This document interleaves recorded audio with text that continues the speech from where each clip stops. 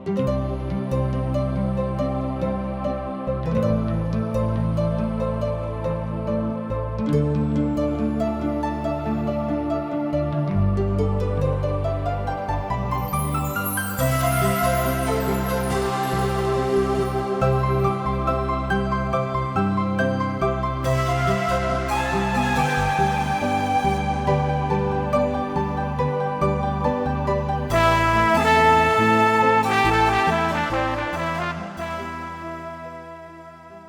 सब जिंदगी के राह देखतनी।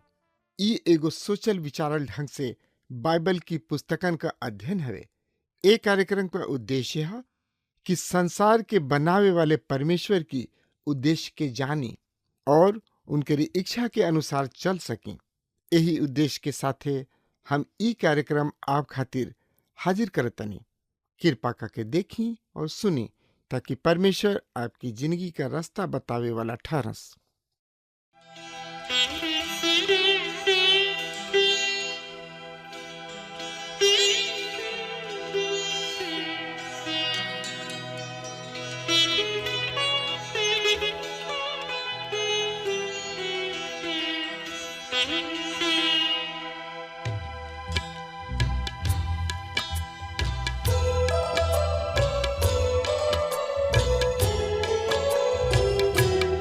एक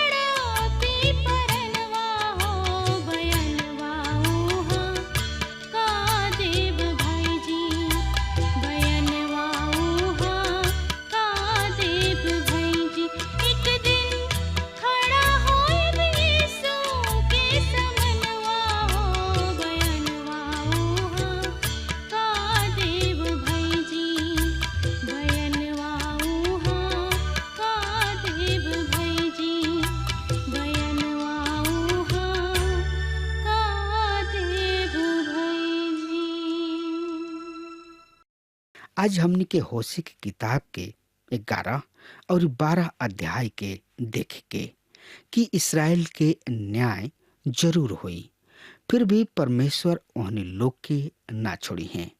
अध्याय 11 एगो नया विवरण से शुरू होता।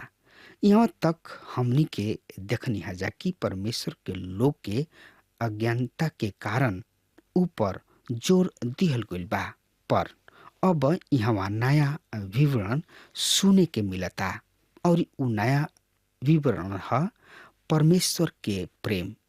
कतना अद्भुत बा ई। होशे के किताब 11 अध्याय 1 पद। जब इसराइल बालक रहन तब हम ओकरा से प्रेम करनी और अपना बेटा के मिस्र से बुलौनी। ए विषय में कोनो शक या कोनो सवाल नहीं खे कि ई पद मुख्यतः इसराइल राष्ट्र के बारे में कहता। ई परमेश्वर और ई राष्ट्र के बीच घनिष्ठ रिश्ता के प्रकट करता।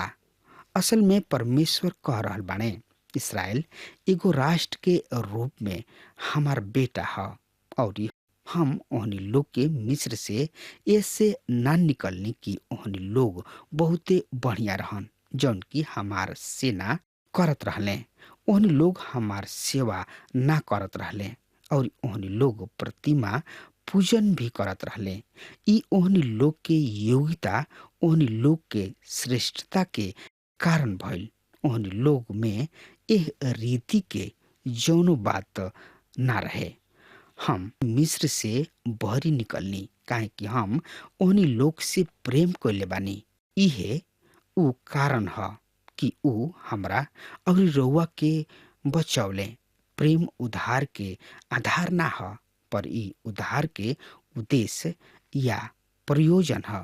मसीह में हमनी के छुटकारा के पीछे एगो सच्चाई बा।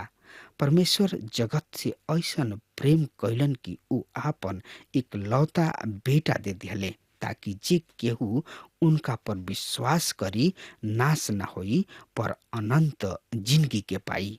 परमेश्वर जगत से प्रेम कैले कि उ मुअले। जब इसराइल बालक रहन तब हम ओहनी लोग से प्रेम कैनी। परमेश्वर कहले, हम ओहनी लोग के मिस्र से ऐसे ना निकलने की ओहनी लोग बढ़िया रहन, ना ही ओहनी लोग के बढ़िया काम रहे, बल्कि ऐसे कि हम ओहनी लोग से प्रेम करनी। मती अपना सुसमाचार में यह पद के प्रभु यीशु मसीह पर लागू कैले। देखी मती 2 अध्याय के 15 पद के। ई एगो उदाहरण है कि कैसे पुराना नियम के कथन सबके भविष्य में भी प्रयोग होता। वो बालक जौन की बेतलहम में जन्मल रहन, उ ए लोगन के साथ पहचानल गइले जैसे कि उ एगो इसराइली हवे। समरिया के एगो मेहरारू ई जानत रही। जब प्रभु यीशु उहवा इनार किने अइले, उ उनका से कहली, यहुना 4 अध्याय के 9 पद, तू यहूदी होके हमरा सामरी मेहरारू से पानी काहे मांगताड़ा? काहे कि यहूदी सामरी सबके साथ कोनो तरीके व्यवहार ना रखले। परमेश्वर उनका के प्रभु यीशु के इस दुनिया में मरे खातिर भेजले और ही प्रभु यीशु मसीह अइले और ही अपना आप के लोगन के तुल्य कैले। एगो बालक के रूप में वो मिस्र के सुरक्षा में ले जाइल गइले, पर समय आयल जब परमेश्वर उनका के सुरक्षा के स्थान से देश के भीतर खतरा के स्थान में वापस बुलौले। उ जिंदगी के रणभूमि में गइले जहाँ उनका क्रूस पर मुअला के द्वारा परमेश्वर के प्रेम के प्रमाणना के मनुष्य धार पर प्राप्त कर सकत रहन, जौना पर ओहनी लोग के पाप के क्षमा हो सकता। उनका पेश करे के रहे। उ अपना आप के लोगन के समानता में क दिहले। उ मानवता के बीच अपना आप के प्रकट कैले। उ हमरा और रउआ बीच प्रकट भइले। परमेश्वर के वचन यूहन्ना 3:16 में एह तरी से बता रहल बा, काहे कि परमेश्वर जगत से ऐसन प्रेम कैले कि ऊ आपन एकलौता बेटा दे दिहले, ताकि जे केहू उनका पर विश्वास करी नाश ना होई पर अनंत जिंदगी के पाई। होशे 11 अध्याय के 2 पद में लिखल बा, पर ऊ जतना बुलावत रहले उतना ही ऊ भागत रहले। ऊ बाल देवता सब के खातिर बलिदान करत और खोदल मूर्ति के खातिर धूप जरावत गोले।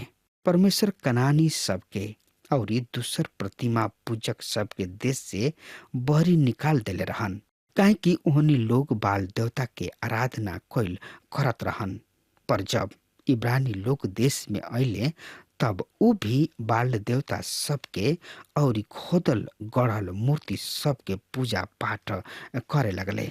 होशे 11 अध्याय के 3 पद, हम ही प्रेम के पांव पांव चलत रही और ओकरा के गोद में ले ले फिरत रही, पर ऊ ना जानत रहन कि ओकर चंगा करे वाला हम ही हई। परमेश्वर इस्राएल के विभिन्न तरीका सबसे आशीषित कैले रहन और उनकर आशीष दया से भरपूर रहे। होशे 11 अध्याय 4 पद, हम उनका के मनुष्य जान के प्रेम के डोरी से खींचत रही और जैसन कोनो बैल के गला के जोत खोल के उनका सामने आहार राख देत, ओही तरी हम ओकरा से कहनी भी।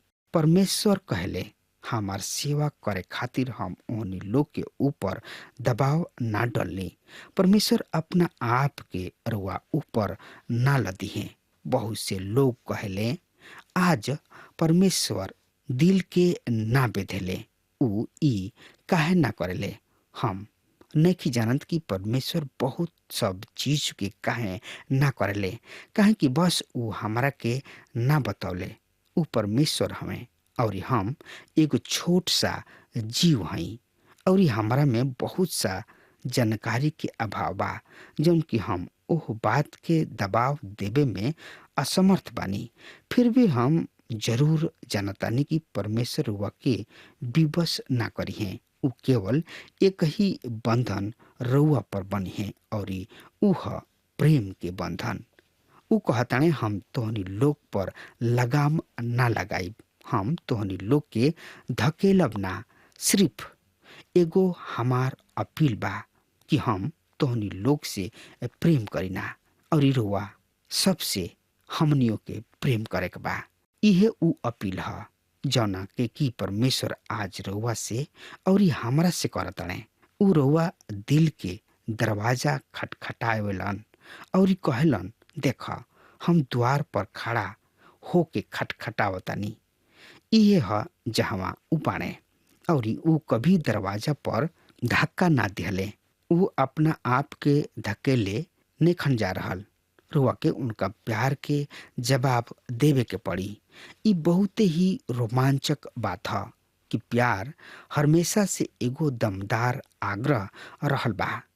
कहल जाला कि नेपोलियन आपन कथन देले रहन, चार्ल्स मैग्ने, एलेक्जेंडर महान और अन्य जनरल सब अपना साम्राज्य बल से बनौले, पर प्रभु यीशु मसीह किने आज हजारों लोग बाड़े जौन की उन लोग के खातिर मुई हैं और ऊ प्रेम पर एगो साम्राज्य बनौले।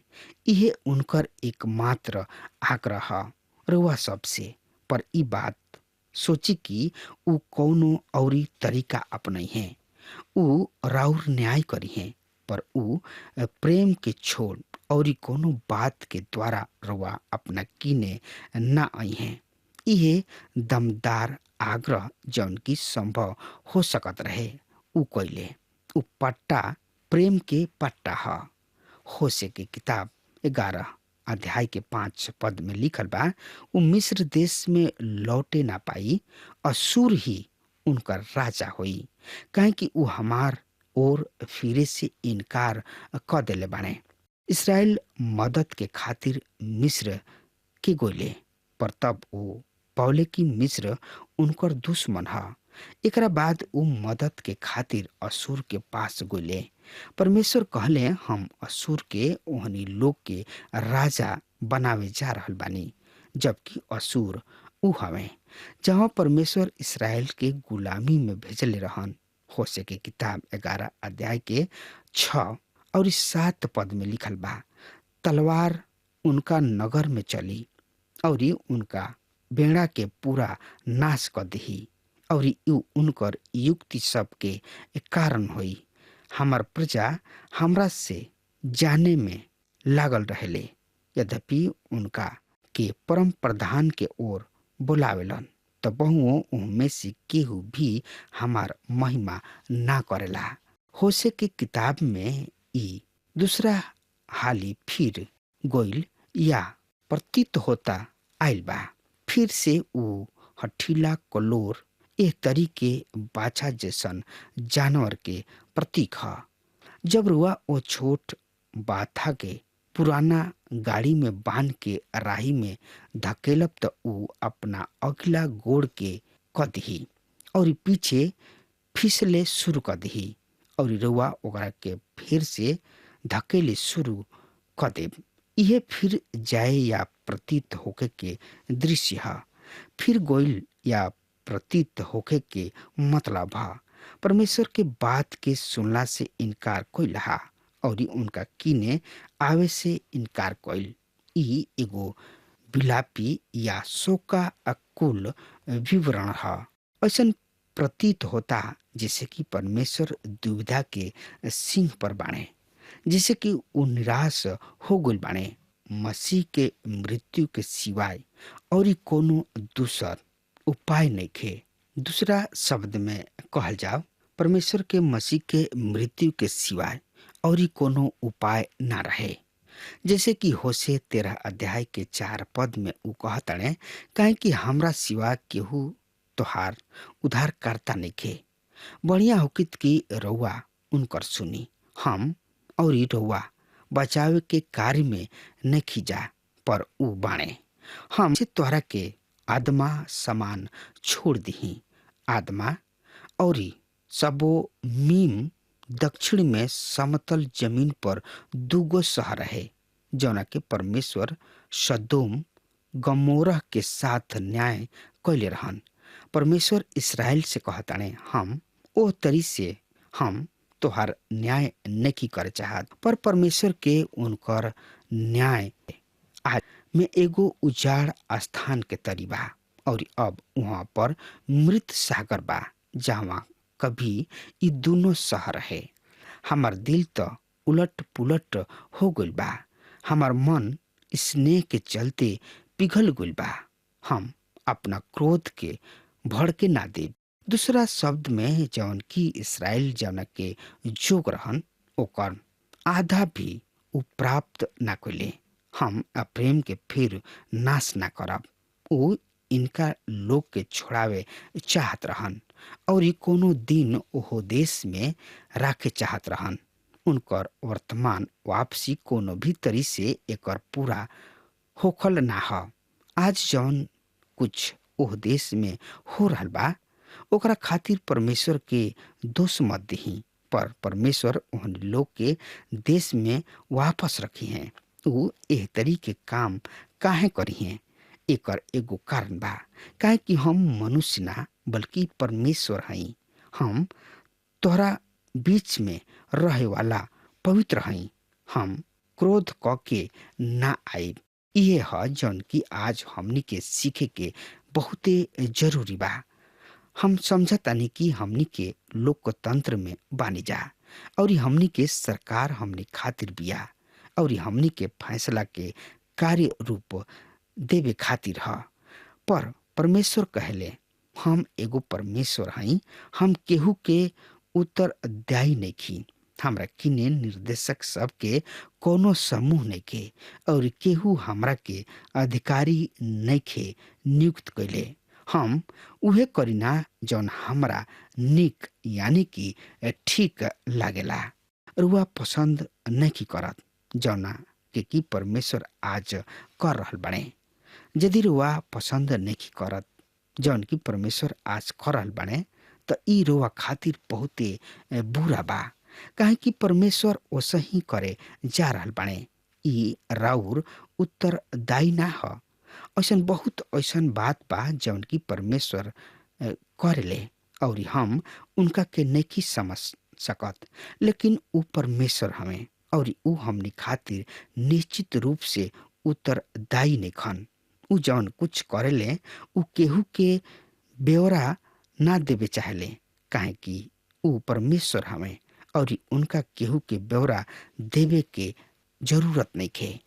होशे की किताब 11 अध्याय 10 पद में लिखल बा, ऊ यहोवा परमेश्वर के पीछे पीछे चली हैं, ऊ तो सिंह के नाई गरीजी हैं और तोहार लइका पश्चिम दिशा से थरथरात हैं।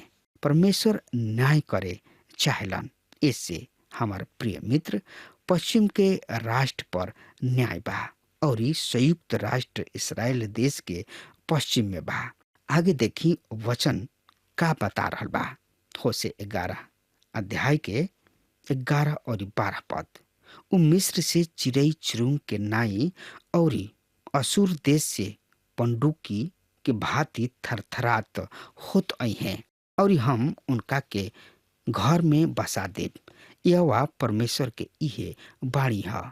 एप्रेम मिथ्य से और इसराइल के घराना दल से हमरा के घेर रखले बने और यहूदा अब तब पवित्र और विश्वास जोग परमेश्वर के ओर चंचल बनल रहेलन।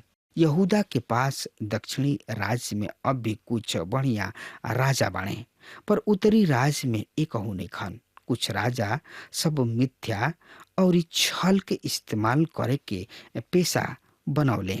हम विश्वास करतानी कि हमनी के ऐसा दिन में रह रहल बानी जा जहाँ हम सबनी के बेवकूफ बना सकताने, पर परमेश्वर के केहू भी बेवकूफ नहीं बना सकत और कोनो दिन ऊ सच्चाई के अनुसार न्याय करिए।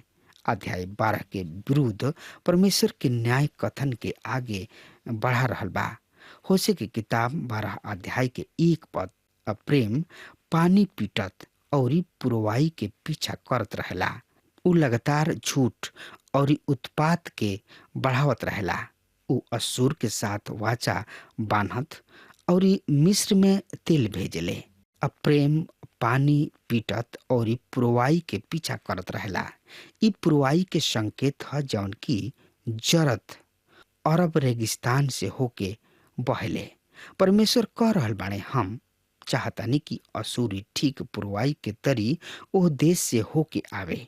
अगला वचन इस तरी से बता रहल बा।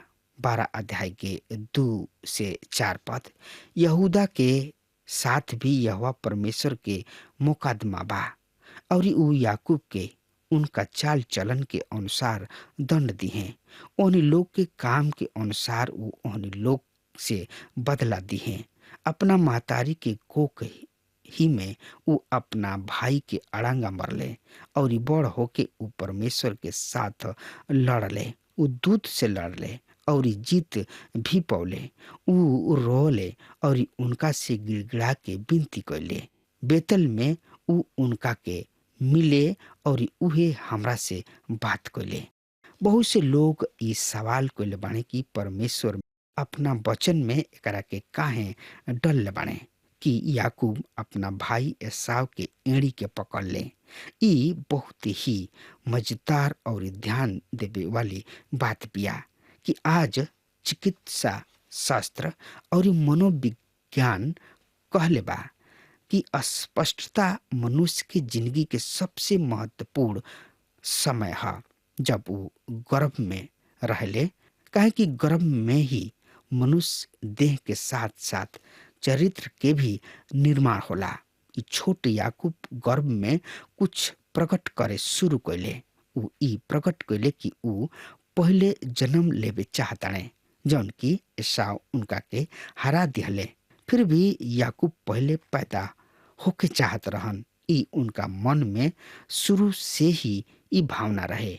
ऊ अपना जन्म के समय कुश्ती लड़ले और बाद में परमेश्वर के उनका से पनियल में उनका के अपना अधीनता में ले आवे खातिर कुश्ती लड़ के पड़ल, ताकि ऊ उनका के आशीष दे सके। ऊ दूत से लड़ले और जीत भी गले। ऊ कैसे जीतले? का ऊ बढ़िया कुश्ती बाज रहन? का आज एगो बढ़िया कुश्ती बाज के रूप में टेलीविजन में सामने आइल बड़े?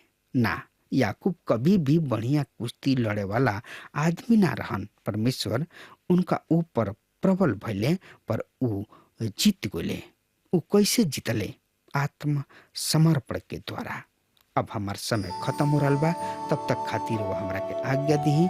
परमेश्वर हुआ के बहुते बहुते आशीष देस। आमीन। हमके विश्वास बा कि ई कार्यक्रम आप सब खातिर फायदेमंद सिद्ध भइल हुई।